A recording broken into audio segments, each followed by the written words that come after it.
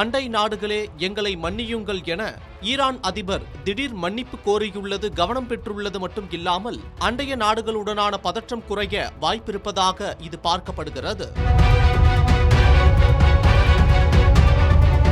மத்திய கிழக்கு நாடுகளில் கடந்த ஒரு வாரமாக நடந்து வரும் உக்கிரமான போருக்கு மத்தியில் ஈரான் அதிபர் மசூத் பெசஷ்கியன் வளைகுடா நாடுகளிடம் பகிரங்கமாக மன்னிப்பு கோரியுள்ளார். ஈரானின் இந்த திடீர் மனமாற்றம் பிராந்தியத்தில் நிலவும் பதற்றத்தை குறைக்க உதவும் என எதிர்பார்க்கப்படுகிறது. ஈரான் மற்றும் இஸ்ரேல் அமெரிக்கா இடையிலான மோதலின் போது ஈரான் தரப்பில் இருந்து அண்டை நாடுகளான பஹ்ரைன், சவுதி அரேபியா, ஐக்கிய அரபு அமீரகம், கத்தார், குவைத் ஆகியவற்றின் மீது நடத்தப்பட்ட ஏவுகணை தாக்குதல்களுக்காக ஈரான் சார்பில் மன்னிப்பு கேட்டுக்கொண்டார். கடந்த சில நாட்களாக ஈரானால் நடத்தப்பட்ட தாக்குதலுக்காக எனது சார்பாகவும் ஈரானின் சார்பாகவும் அண்டைய நாடுகளிடம் மன்னிப்பு கேட்டுக்கொள்கிறேன் என அதிபர் பெசஷ்கியன் தொலைக்காட்சியில் உரையாற்றியுள்ளார்.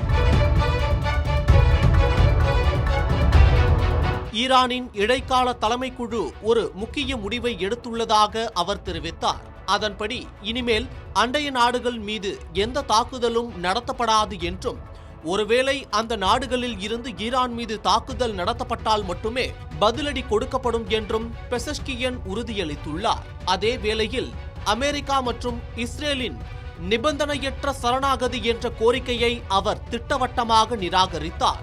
மேலும் ஈரான் சரணடையும் என்ற கனவை அவர்கள் தங்களின் கல்லறைக்கே கொண்டு செல்ல வேண்டியதுதான் என்று அவர் ஆவேசமாக தெரிவித்தார். 8வது நாளில் ஈரானின் இந்த மாற்றம் சர்வதேச அளவில் கவனிக்கப்படுகிறது. குறிப்பாக சவுதி மற்றும் அமீரகம் போன்ற நாடுகள் நேரடியாக போரில் ஈடுபட விரும்பாத நிலையில் ஈரானின் இந்த நோ ஃபர்ஸ்ட் ஸ்ட்ரைக் கொள்கை வளைகுடா நாடுகளுக்கு பெரும் நிம்மதியை அளித்துள்ளது. முன்னதாக பிப்ரவரி 2026இல் ஈரான் அரசுக்கு எதிராக போராடிய மக்கள் மீதான ஒடுக்குமுறை நடவடிக்கைகளுக்காகவும் ஈரான் அதிபர் பெசஷ்கியன் மன்னிப்பு கோரியிருந்தது குறிப்பிடத்தக்கது.